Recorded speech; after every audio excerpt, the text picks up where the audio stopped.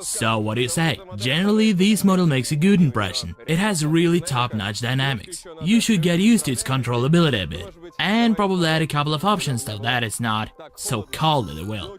But taking into account that it's a domestic project, the emotions are purely positive.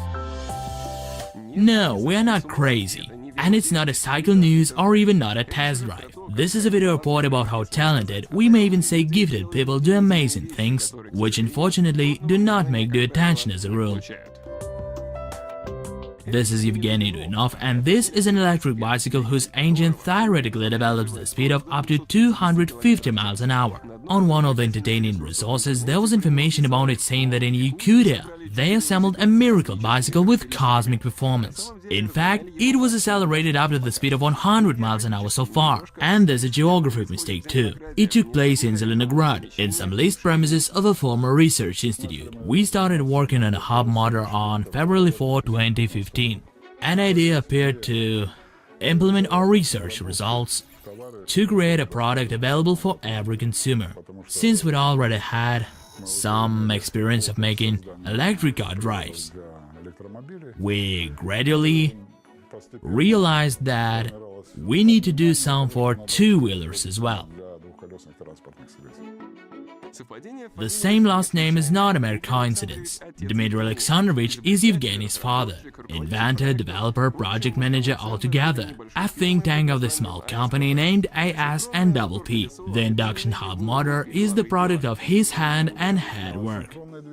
Induction motors are applied everywhere in industry, everywhere, but they haven't been used for vehicles because of a lack of power electronics, with the help of which alternating current could be produced from direct current, is the first reason. Let's look at it from the very beginning. What is an induction motor? That's how it engineered in a nutshell. The current goes through the winding. When the phases are switched, the field is turned, and so is the vector of magnetic induction. In synchronous motors, the rotor turns with the same frequency as the resultant vector of the magnetic flux created by the starter. In induction motors, rotor rotates slower, and instead of magnets, short-circulated turns create the diving torch. And now about the second reason, which explains the novelty of the invention. The thing is that all attempts to make a hub motor failed, because hub motors with standard winding types have low starting torque and poor power-to-weight ratio. We have developed a new winding type which allows to get high starting torque, low starting currents and high torque even in standard motors after changing the standard winding to the one we have developed. That's how the idea appeared to try it on a hub motor. It's hard to understand this without proper background knowledge, but we'll try to explain. There are two most common winding types. They remind delta and star shapes and are named accordingly.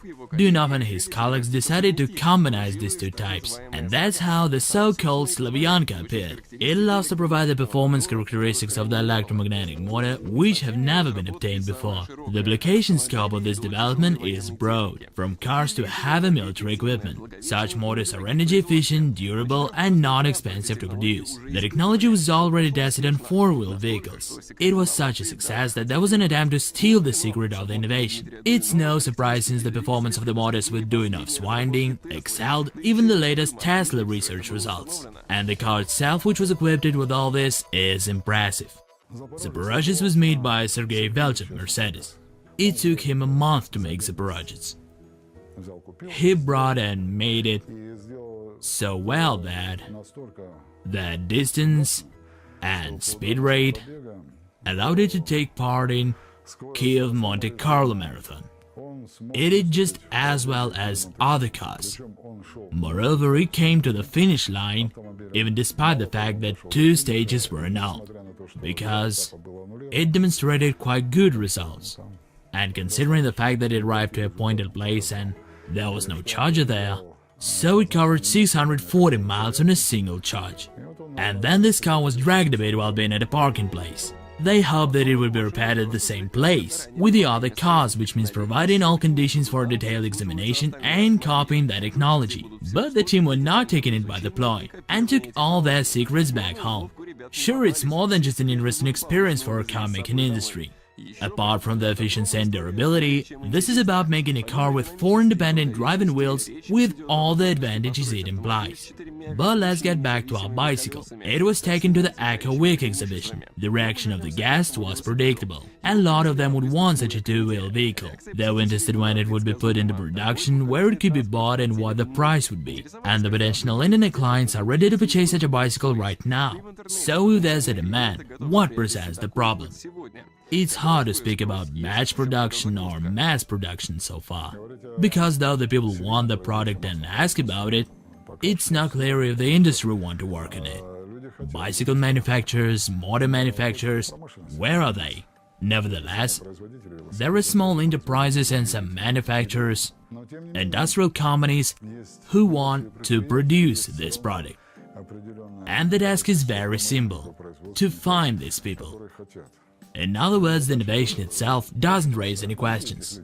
Here we know well how to market bicycles, even though the company focuses not on vehicles, but the technologies for induction motors.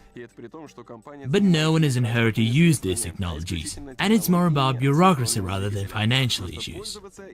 What is the contradiction? The design engineers can do it, the developers can do it, but don't want to. Why? Class struggle. They ask why. We have boss, we make money with him, but he won't share it with us.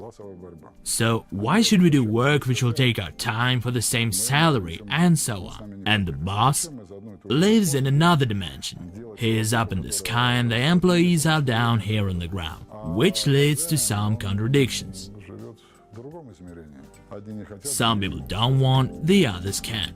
But despite that, bicycles produced using the technology of Dmitry Alexandrovich are bound to appear. And if it's a reasonable question, how much will it cost? I can only speak about the production cost. Judge about it. But if I announce the cost now, it would be hard to come to an agreement with those who deal with the sales. Only one thing can be said definitely and without any doubt. It will be much cheaper than motors with permanent magnets. But I suppose there is not so much time left till we get the answer to this question. And the next month we'll be able to announce these figures, I suppose. Well, the talks are underway and the technologies keep on developing. We may know business, but we are primarily inventors. We also have a technology for producing batteries with better capacity, efficiency and safety, as well as a dozen or more other super promising know-hows. But that is probably another story.